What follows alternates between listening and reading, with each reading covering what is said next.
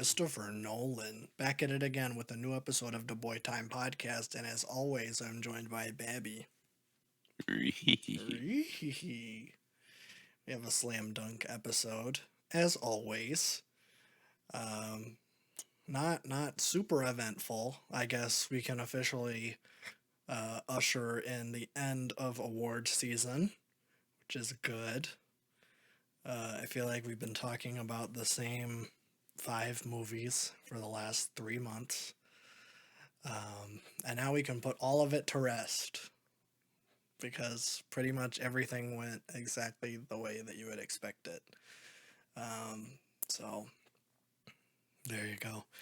I guess we can briefly talk about the Oscars. I think I'm more interested in like the everything surrounding it other than like the actual awards because I was very happy that Davine Joy Randolph won for the holdovers because she is great in that movie, and I thought that her exception her acceptance speech was very touching and nice.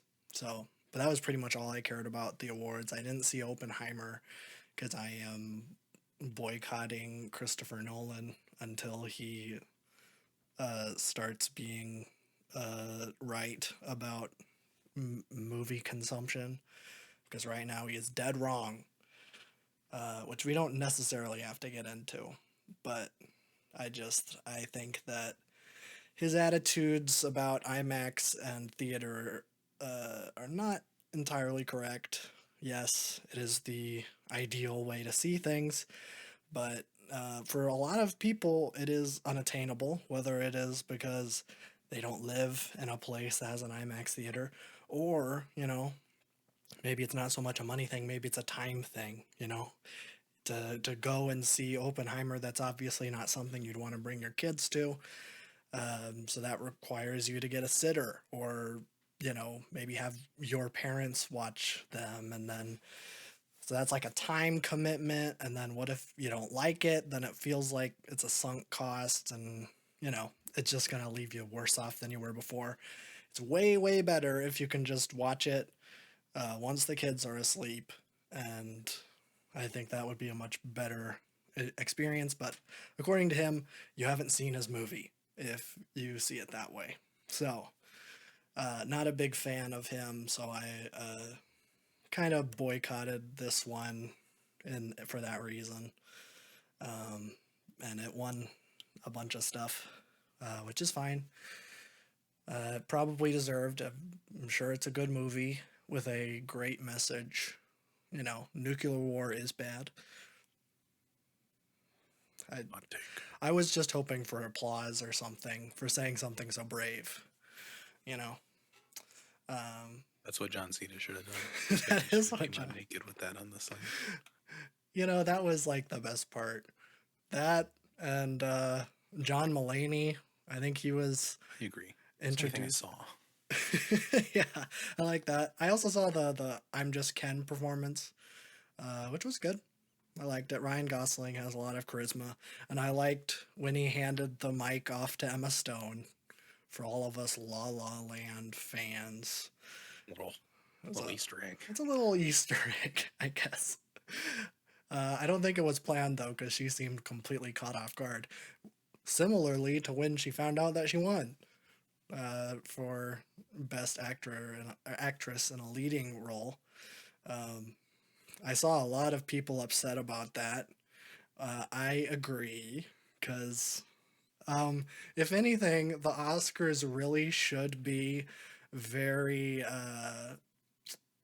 they should be aware of their reputation towards Native Americans and maybe or literally anybody else. Yeah, but I'm talking like especially Native Americans with what happened with Marlon Brando and that whole situation in the late 70s. So I feel like, and they even like, I forget her name, the one that went up and accepted the award for Brando. She like just died last year, and the Oscars released a statement. It was like, oh, rest in peace to this brave icon. And it's like, y'all dragged her and Brando's name through the mud for doing that. for being 100% correct. Like the So FBI is celebrating MLK Day. pretty much. I mean, not to that extreme, but yeah, Same kind of vibe, though. same vibe. You know, the Oscars didn't kill her. Not that we know. I don't Maybe. know. Maybe. I doubt it because she lived for 50 years after the fact. For her. Good for her. But yeah, I think it was kind of weird.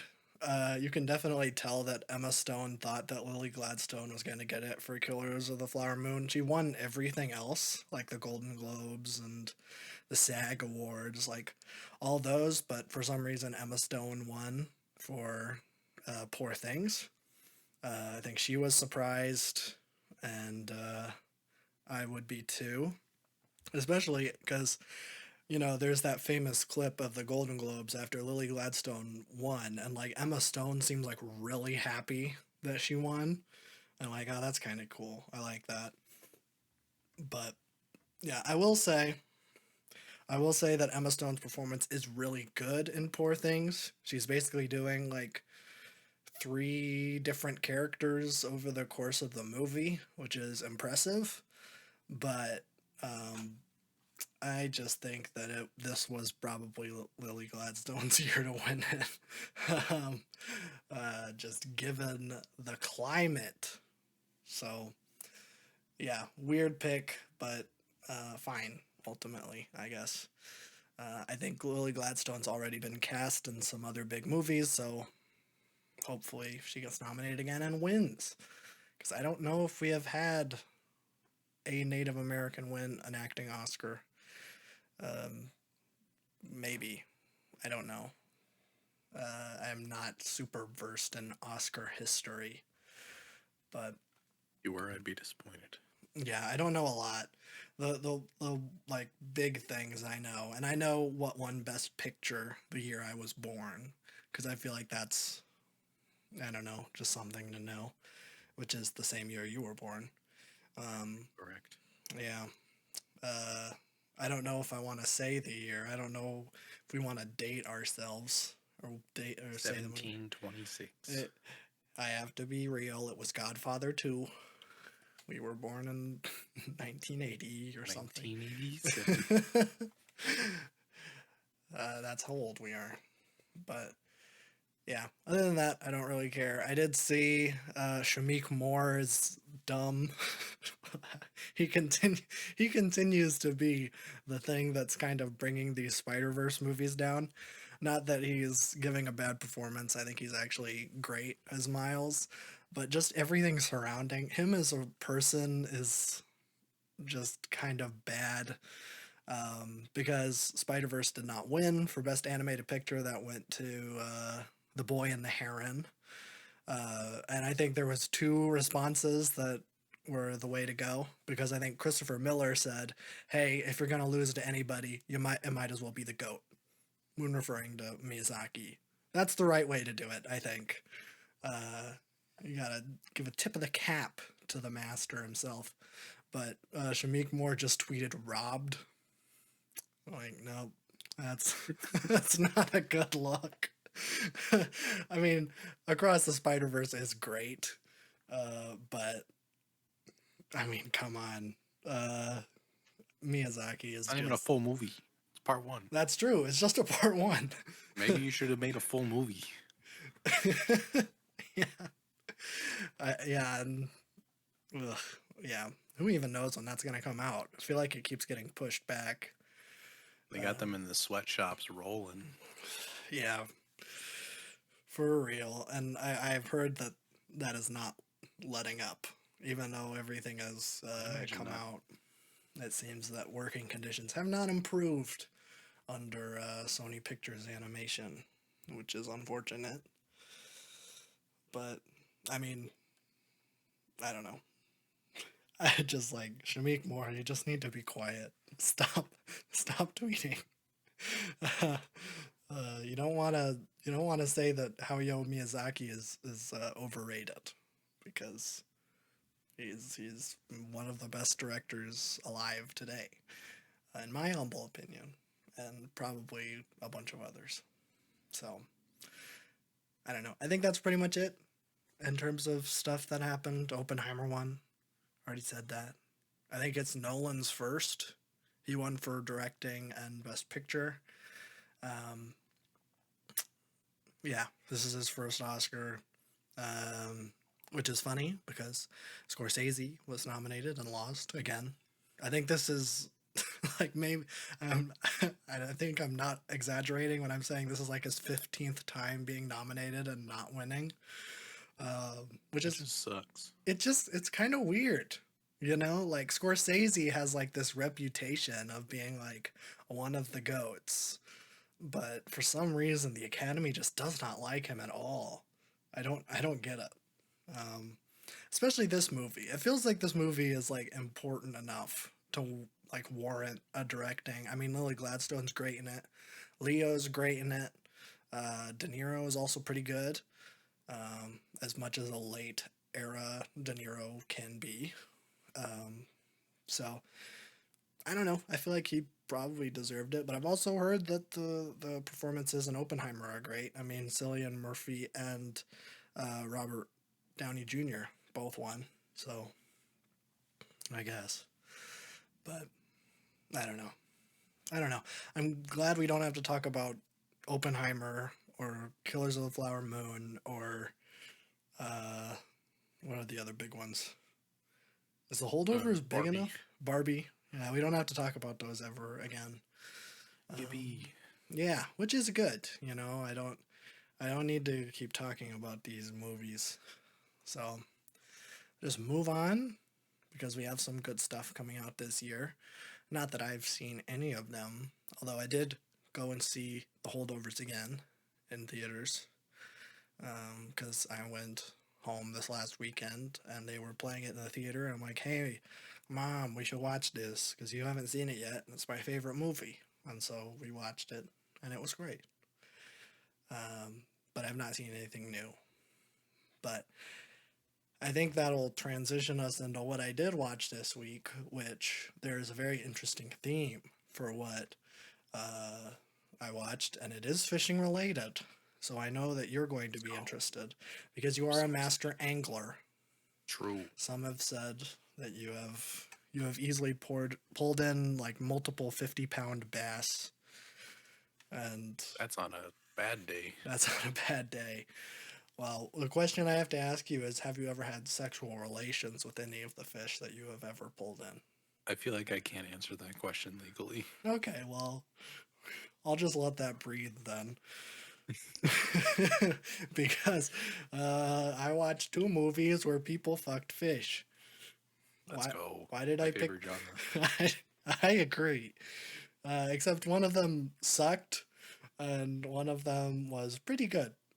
Not fantastic, not phenomenal, but pretty good. We'll start out with the first one I watched, and that is Splash. Perfect name. Yeah. This is, I believe it's Tom Hanks' first movie. He was in the hit television program Bosom Buddies, where I believe the premise of that show is that Tom Hanks and one other dude get an apartment that is all girls, because I guess that was a thing that used to happen in the 70s or 60s or wherever. So every time they leave or enter their place, they essentially have to be in drag, and so thus the term they're bosom buddies because they have to dress like women. Because I don't know, this is a weird premise for a show, but it's Tom Hanks' big break.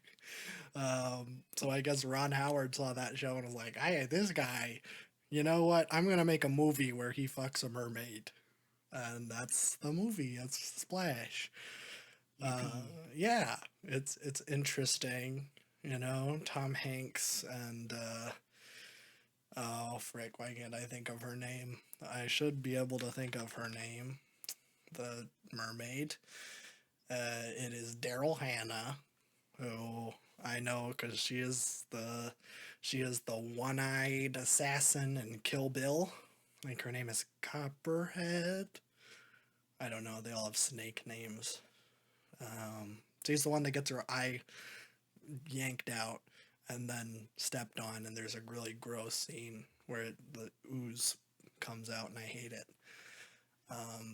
But it also had John Candy in it, the legend, the man, Legend. one of the greatest comedic actors of all time. Also had Eugene Levy, who is most known for Gooby. Gooby. he, he played the guy who wants to take a picture of Gooby. Don't know why he was in that movie. Need to watch Gooby again. You do? I need to. It was pretty good. Yeah, it's Eugene Levy is in it, and then the guy who plays Hagrid is the guy who plays Gooby. It's like, why are you in this? Because that was like after the Harry Potter movies were coming out. Why are you playing Goofy? You're in Harry Potter. But I guess he needed that Bad Gooby. agent. Yeah. Well, maybe. Maybe he was just like, this is a script I believe in. It's gonna go big. It's gonna go big. It's gonna Gooby's gonna be a household name. It's gonna be even bigger than Harry Potter. Trust me. So it's an all-star cast in Splash. I guess that's the moral of the story. But yeah, it's Tom Hanks, and he's a businessman. He runs a fruit business with his brother John Candy. I don't know. This is like such a random job. It's like owner of like a fruit distributor.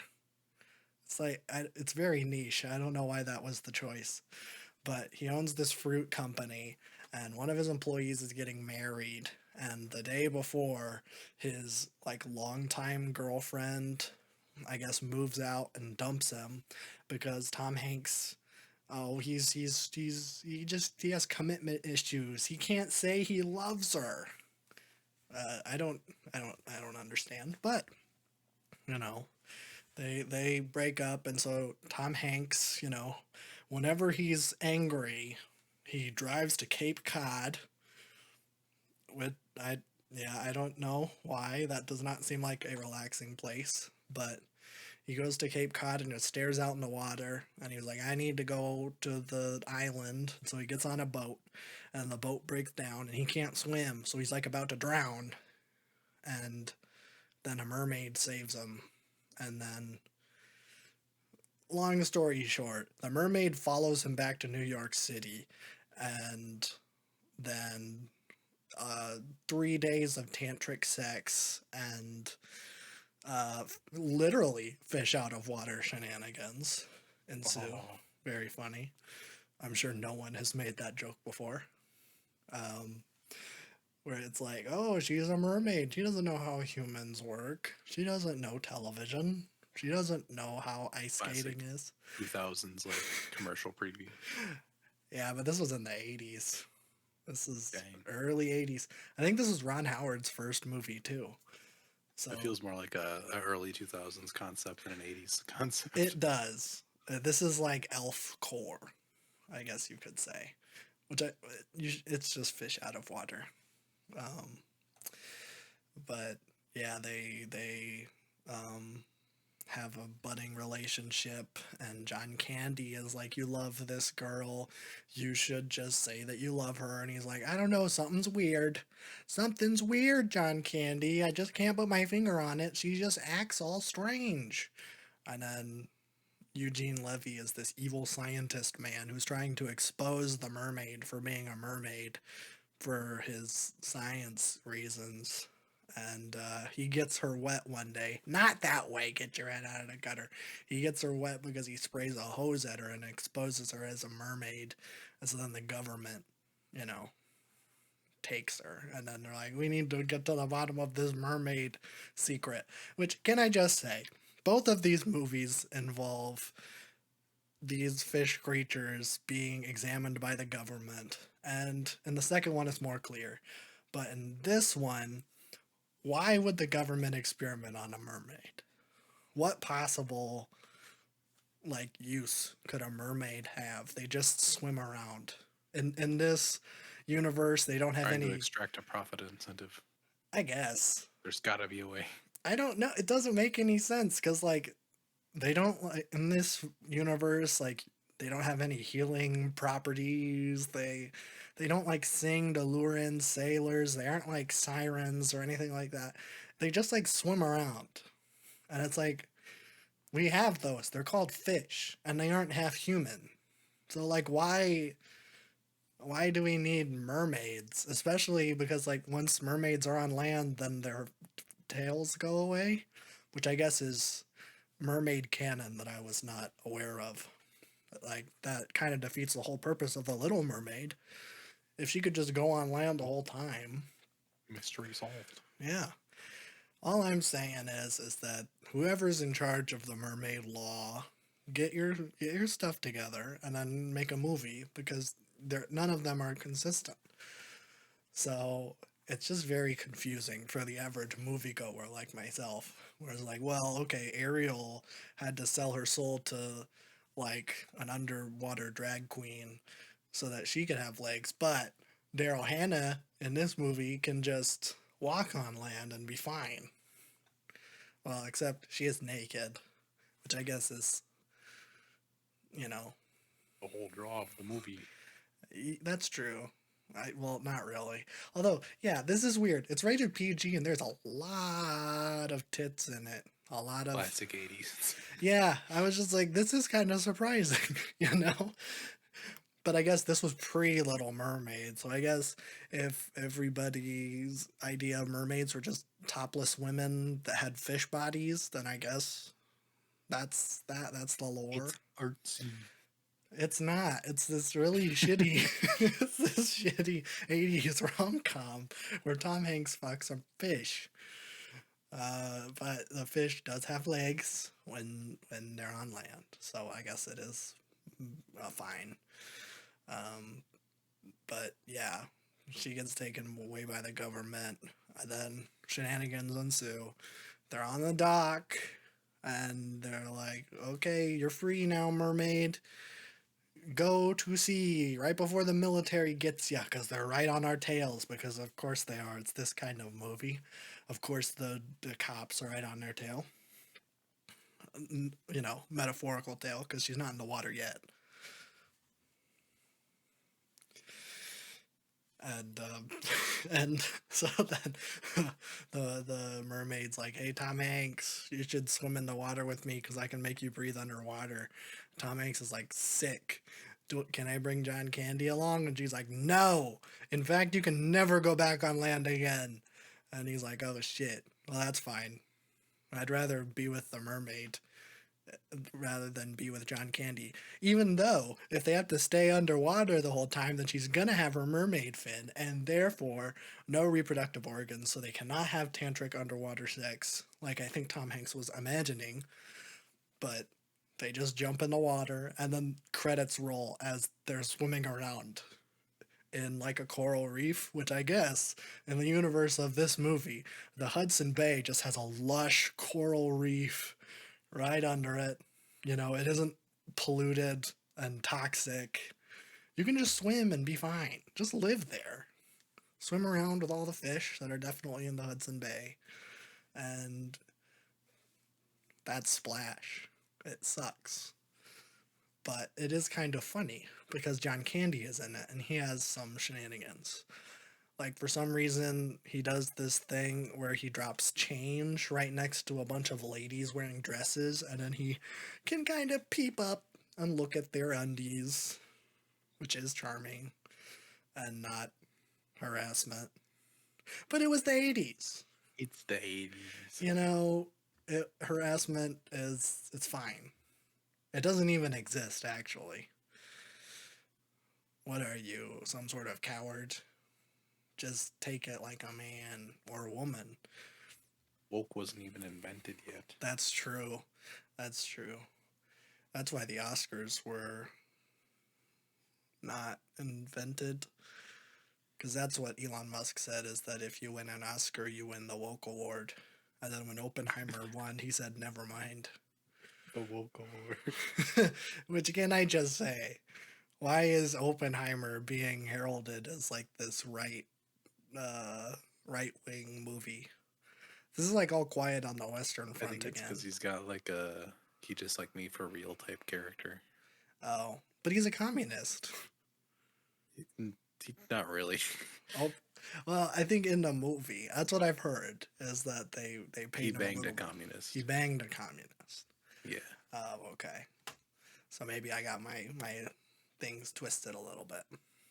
I just thought that Oppenheimer was a communist. I don't consider him Okay. one. Well, that's fair enough. Social democrat at best, which to Okay. me is just a liberal. So Fair enough. Fair enough. Well, that's Splash. I think it won the Oscar for Best Water. So that's pretty cool. pretty good. Pretty good. It's a prestigious award. I think so. No one's won it since then, which is a little True. odd. Except for this next movie, which won Best Picture a couple years ago. And by a couple, I mean like 7 or 8. Is it that long ago already? Yeah, it's The Shape of Water. I think it came out in 2017. I should probably look that up before saying such a... 2017 was 7 years ago. Yeah, that Oh was... no. I don't like this. Hey, I don't either. Yeah, I was like, I saw Splash because I was home this weekend, and my mom was like, "Let's watch Splash." I saw it when I was a kid, and I remember it being really good. And then I think everybody, me and my mom and my dad, who all watched it, were very disappointed. Well, I wasn't disappointed. I had no expectations going in. But everyone was like, "Oh, that wasn't as good as I thought it was." And then I was like, well, what possible theme could I make with this? But then I remembered that The Shape of Water exists, and I haven't seen that yet. So I watched it today, and it's very good. It's not my favorite Guillermo del Toro by any means, but it's pretty good. Better than I thought it was going to be. Like, I knew it won Best Picture, blah, blah, you know, Nomadland won Best Picture, and I hate that movie.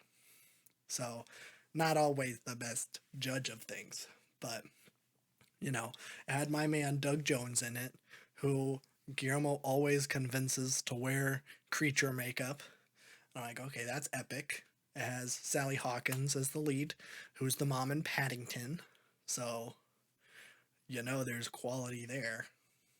You got Octavia Spencer, who's just a joy in everything that she's in, and Michael Shannon, who's like the evilest man, other than like Willem Dafoe. Willem Dafoe is like the most evil man, and then Michael Shannon is like diet Willem Dafoe.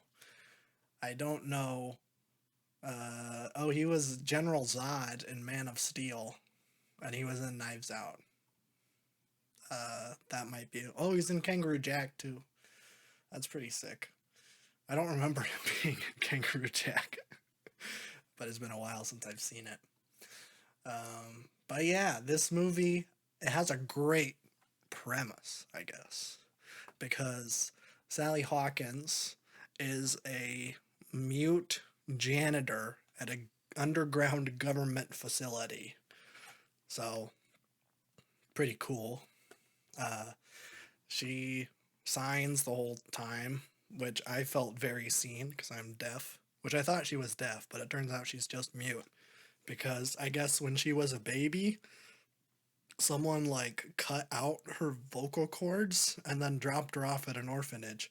This is like brought up in one line and never brought up again, which is like, that's the most crazy backstory. I feel like we should probably elaborate on that, but I guess it's more important to get multiple love scenes between her and the Fishman. But she's in this underground government facility. Michael Shannon is like a high up US government type who has captured this Fishman in South America, where those primitive tribal people worshipped him as a god. And I'm not just saying that for me, I'm saying because that's what the characters in the movie say. And they're like, we need to do experiments on them because apparently he has healing properties, which is what I was saying about Splash, where I'm like, why are they dissecting the mermaid that is just a fish? People don't do that to salmon. I don't think, it's just we eat it. I don't think anyone's going to eat mermaid because it's half lady. But, if if we can harness this fish's ability to heal people, and also this is like Cold War era US, so it's like, oh, like even like more specific, it's like space race era US, and they're like, hey, this fish has like a breathing apparatus for being in water and being on land. And if we can harness that technology, then we can send a man to the moon before those damn Ruskies do. Which I guess. I don't know if the problem with landing on the moon was breathing. I mean, probably. That was part of it. But One I of the think, many issues. Right yeah, I would think that the main issue would be how do we get a rocket to shoot up into the sky and land on something that is, thousands of miles away. But I guess it's more important that we dissect this fish. JFK said so, I guess. I don't know. They don't really bring up who the president is, ever. Um, so yeah, they get this fish man, and he's super cool and hot. He is ripped. I guess that's important. And Sally Hawkins is like, oh, this fish man sees me for me because, the fish man isn't like accustomed to our culture to know that like what I'm missing. He just sees me as a full and honest person because he doesn't know that people are supposed to talk because he's a fish. And I buy it, that makes sense. I get that this is more like an allegory because like everybody on like the good side of this movie all have something that the society of Cold War America would deem like a flaw. So like she's mute, and her like neighbor friend is gay, and Octavia Spencer is black, and like there's a lot of like civil rights like era stuff like on the news. So there's like actively like cops shooting like black protesters with fire hoses and stuff. And then uh they have this man on the inside who's like a Russian spy, but he's a good guy because he's a scientist and he's doing this for science. Um yeah, I guess. Yeah. So everybody in this movie that's on the good side is a flaw in 1960s America in that society, I guess. Um, which is interesting. It's a group of people that you know may not have anything in common today, but in that time they were all discriminated against for one reason or another. I guess the Russian guy wasn't really discriminated against because he was undercover, but you know, you know what I'm saying. He's a communist, a filthy, rotten communist. Kill them all. Joe McCarthy, whatnot. Um, correct. and I was like, that's a great little thing. It's a ragtag group of people, and I like that. And then I got really worried about halfway in, where um, they break the fish person out of the government facility. They have him just staying in the mute girl's bathtub, and then like it is discovered that like he can heal people because he scratches the gay neighbor guy and he heals it. And not only that, but he like touches his head, and this gay neighbor guy is like in his late 50s, like I don't know, middle aged, I guess. And he's a little bald on top, and he touches his bald spot and it fills in with hair. And I'm like, oh, that's weird. Like baldness is not like a medical it's not like a wound or anything. Like, why is that healing? And then I got really worried. And I'm like, oh no, he's going to fix her vocal cords so that she can talk. And I'm like, that is a terrible, terrible message to instill in an audience.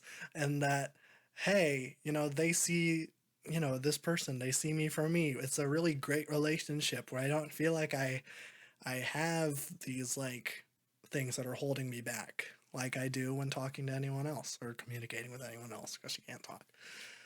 Um, and it's like, oh, well, then change yourself and then you'll be perfect. And I'm like, no, no, no, no, don't do it. Guillermo, don't do it. If you make her talk, I'm going to be pissed because the message of the movie should not be change yourself so that you're perfect. It should be, accept your I guess quote unquote flaws as like cool things about yourself. And this is coming from someone who has a bunch of disabilities. So like I'm like, no, no, no, no, don't do that. Don't have her change. Because that's like my big problem with Toy Story 4.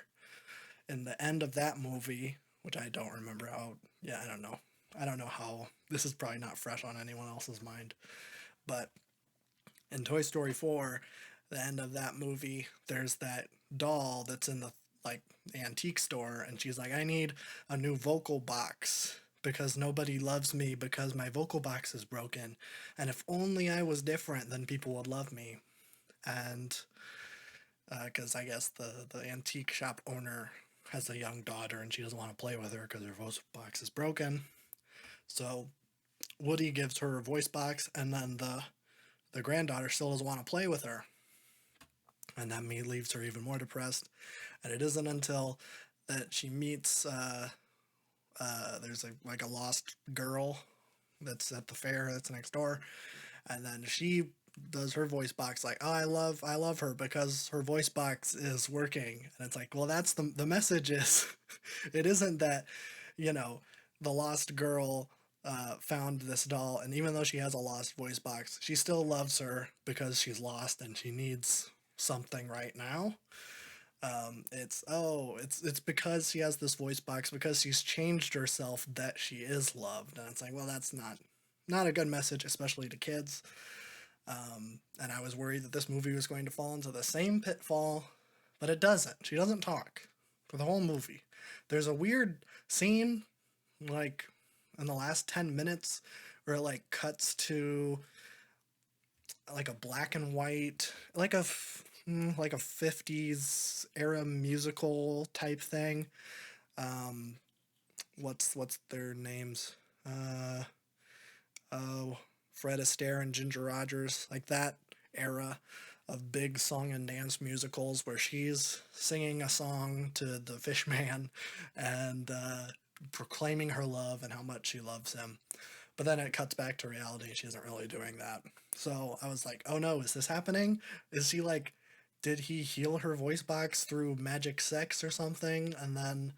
Uh, and now she can sing this song to him? But no, it's all fake. And she's like signing the words to him because she's been teaching him sign language. So blah, blah, blah, blah, blah, blah, stuff happens. But this movie has the same ending as Splash, which I think is hilarious because they're at the dock and the military are right on their tails.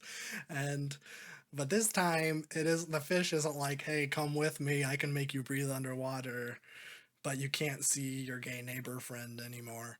It's like because Michael Shannon is the big bad guy, and he just shoots the fish guy twice and then shoots the mute lady once, which is pretty brutal. Like I didn't see that coming, but the fish man heals himself because obviously, and then he grabs the lady's body and jumps into the water and then heals her once they're in the water.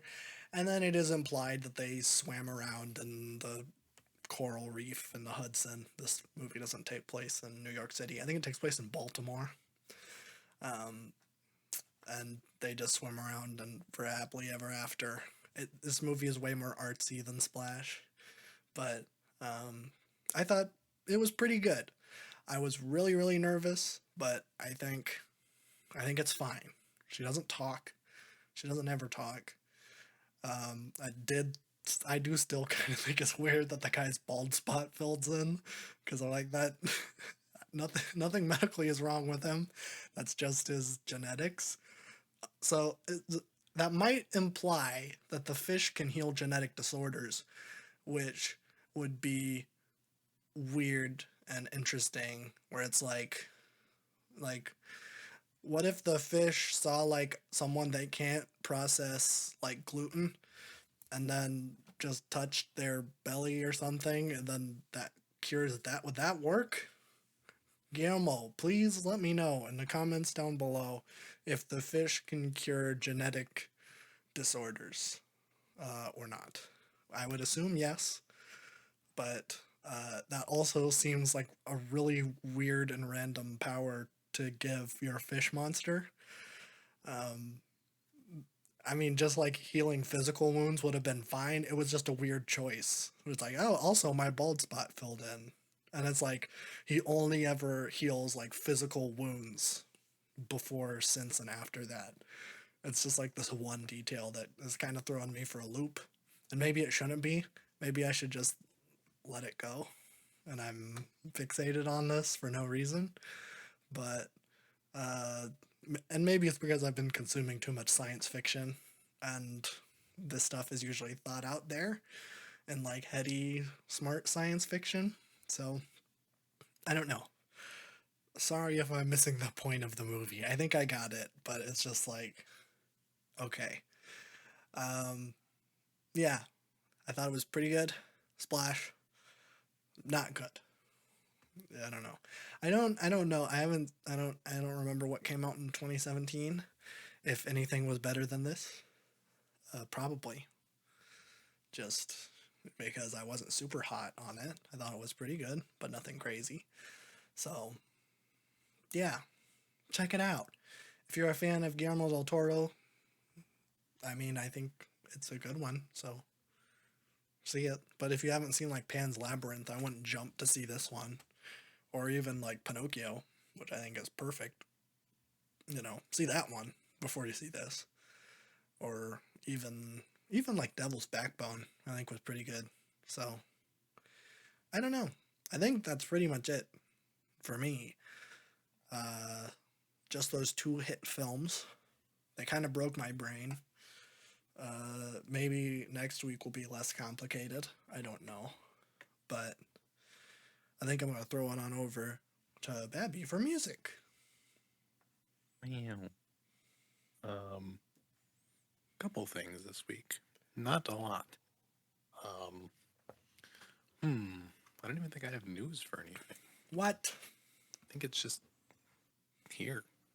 I think I talked about a lot of that last week. Yeah. But there are still stuff coming this month. Things we will be reacting to. What? So stay tuned for that. I didn't know about this. Well, you do now. We can start with Big Mike. Mike? He released a new record. I think the day after the podcast last week. So we got podcast time. Oh, sweet. But it's fine. It's Pinball with Tony Seltzer, which is so Tony fun. Seltzer. It's a great name. Yeah, it's 21 minutes, 11 tracks, pretty much what you'd expect from a Mike record, in terms of track length and stuff. But this one's really good. It's not my favorite, but at the same time, it's fun. I've listened to like 2.5 Mike records now. Looking to do even more. This one went into a trap direction, which was very unexpected. And even more unexpected is that he does it really well. His vocal tone and inflection works really well with trap, but at the same time works really well with what he usually does with more sample heavy loops. He's still got a great energy in these things. The hooks are actually pretty good. On God with Earl Sweatshirt is fantastic. Yeah, it's a really fun listen. It's nice and short too. Yeah, I don't know if I have a whole lot to say about it in general, but it is a very solid record. Nothing that's gonna like top my year-end list or anything, but it's a fun listen, especially with the weather being nicer. It's like you just want to jam something that's bass heavy. Yeah, very solid. Some good features on it as well. Very unexpected direction with the kind of trap sound, but I think it pays off well for him. And I just love that Tony Seltzer is a name and that Vinny Fanta is a name. I do like that. It's just so fun. But yeah, good record. Check it out. We just did Mike on the channel, so We did. check that out too. But yeah, so that happened. That was last Wednesday. I don't know. I'm not used to things releasing a whole week before I talk about them. I think we had one album that I listened to this week. I know Ariana Grande released an album. What? haven't listened to it, I'm sorry. Um, I think I've only heard one Ariana Grande album. Oh yeah, Thank You Next. Actually, no, I heard Positions too. They were both okay. Anyways, Okay. I'm not talking about Ariana Grande. Uh, we'll talk about More Mother. New album is out. The Great Bailout. This is how do I talk about this? This is like less of an album full of music and more of like a I don't know, just an overall experience. It's very off-putting. Um, it's one of those albums where I listen to it and I'm like, this is fantastic. Um, but I won't listen to any of these songs without listening to the whole record, and I won't listen to the whole record unless I'm like in a really specific mood. Mm. So, but yeah, it is very good. I talked about the two singles, "Guilty" and "All the Money." Those are the ones that start the record. Um, very like spoken poetry over kind of free jazz, ambient, um, a little bit of glitch going on. It's very unsettling, but she does such a good job with her delivery. She's just incredible with the spoken word stuff.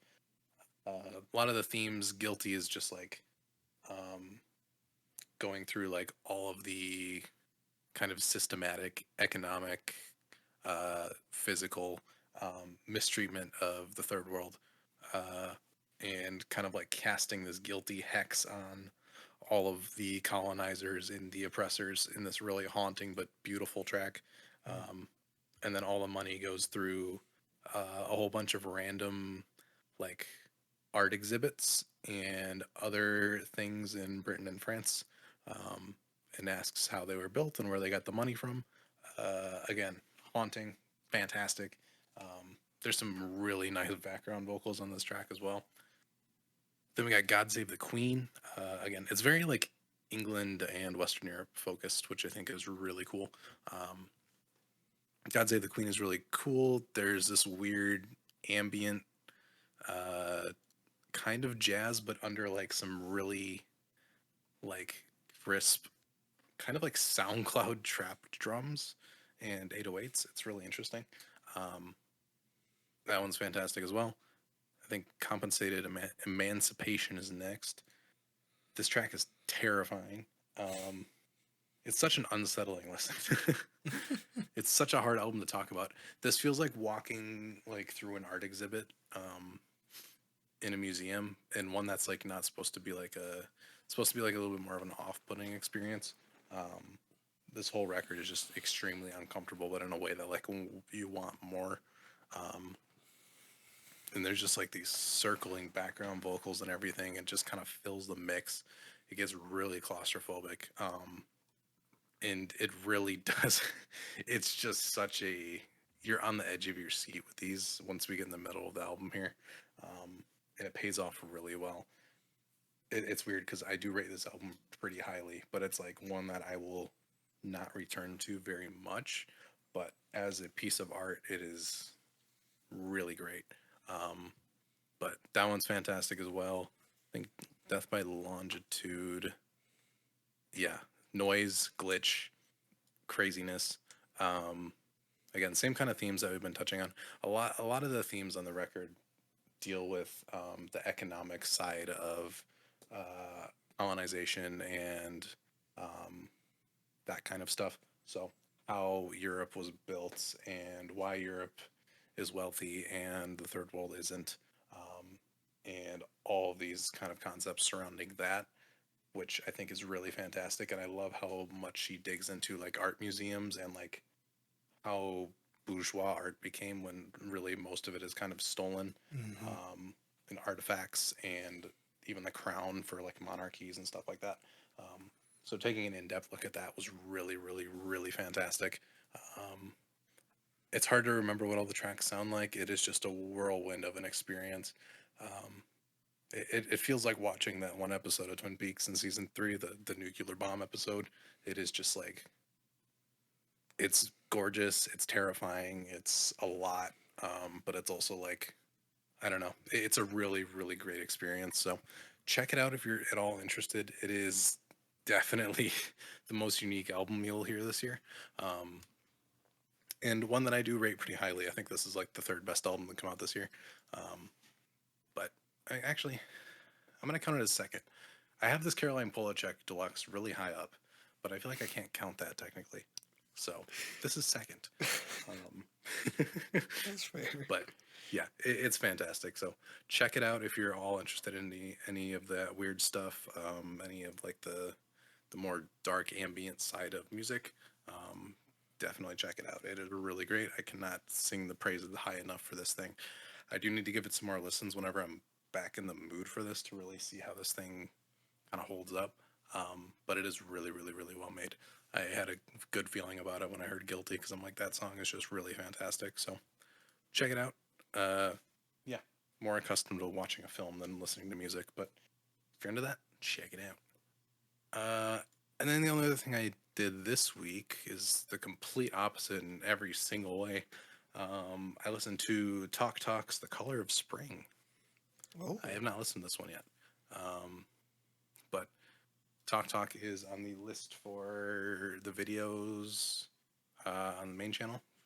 So we'll probably be doing Talk Talk eventually whenever the wheel, uh, picks it. But I wanted to kind of re-listen to some of them and then dig into The Color of Spring because this was kind of the record before the two classics that everybody knows them for. Um, so it kind of blends the birth of post rock with art rock with 80s pop, and it turns out really well.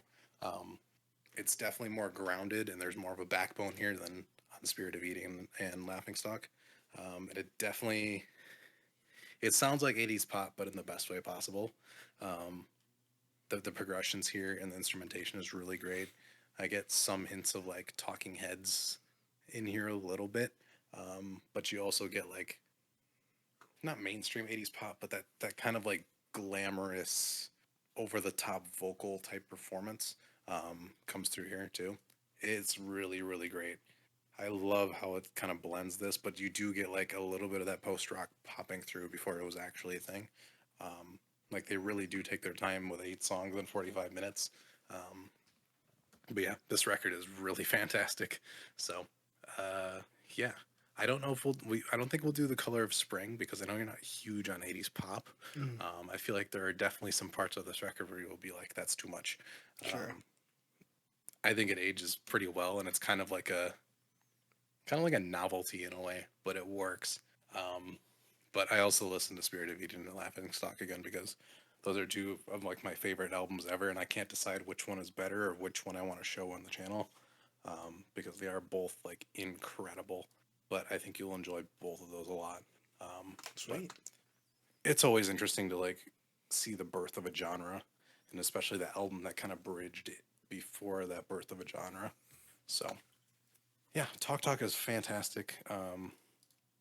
I definitely my appreciation for them grows every time I hear a record of theirs. They still have two more from '84 and '82. I might listen to those, um, but I feel like these last three in their catalog were really like the height of what they were doing. But yeah, I'm excited to talk about them on the channel.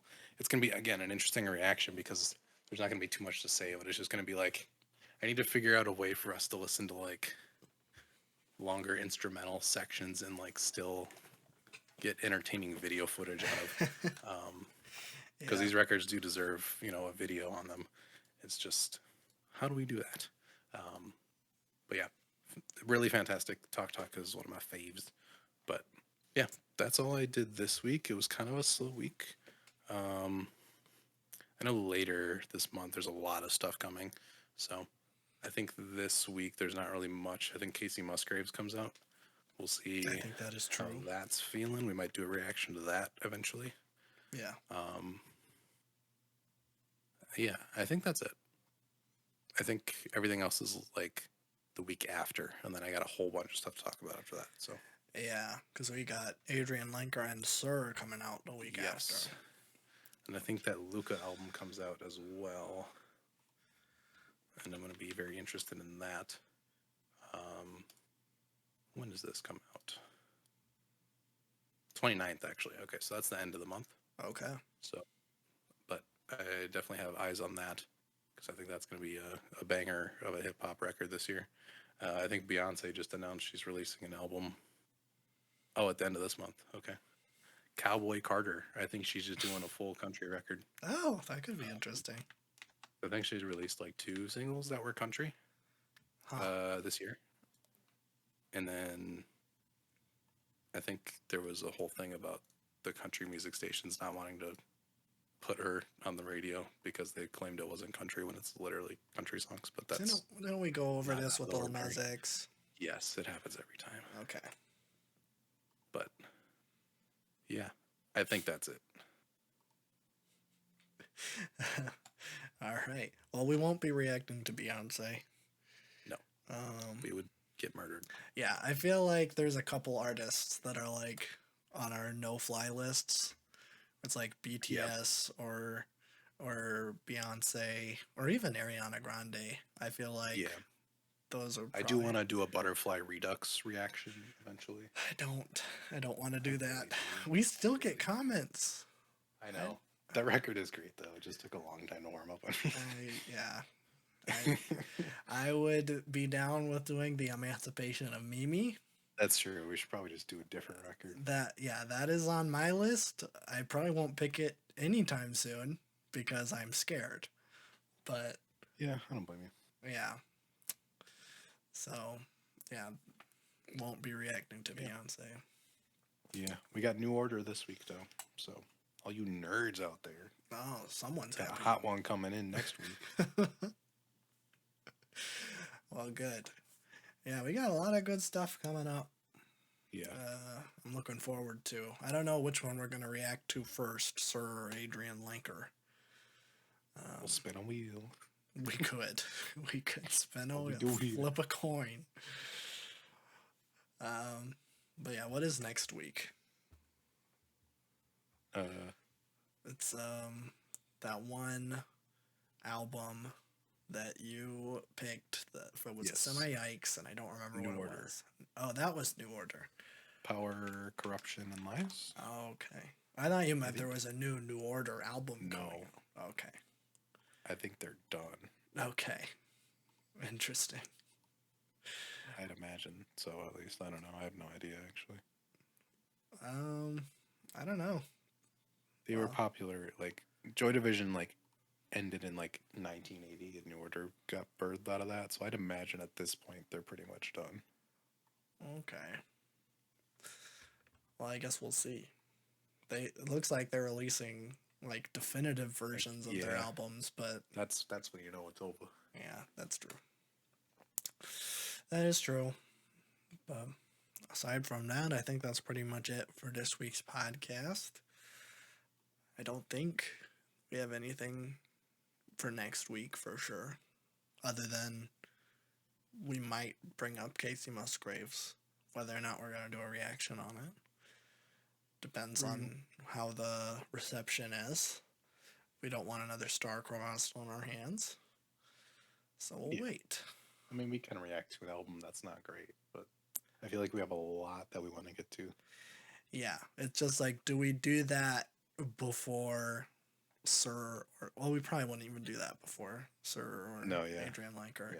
But it's just like, would we do I it? think Casey Musgraves is like the bottom of the new release list for me. Yeah, that one would probably be the third one. But it's like, do we move on after Adrian Linker or Sir to go on to our wheel, or do we hit that Casey Musgraves record before we stop doing new releases? I think that's what it's going to come down to. I guess we'll figure that out. We'll figure it out, and we'll see how people feel about that album. If it's one that is dead on arrival and no one cares, then probably not a big deal if we make a video about it or not. Exactly. But well, I guess we'll see. Yeah, that's it. Bye-bye.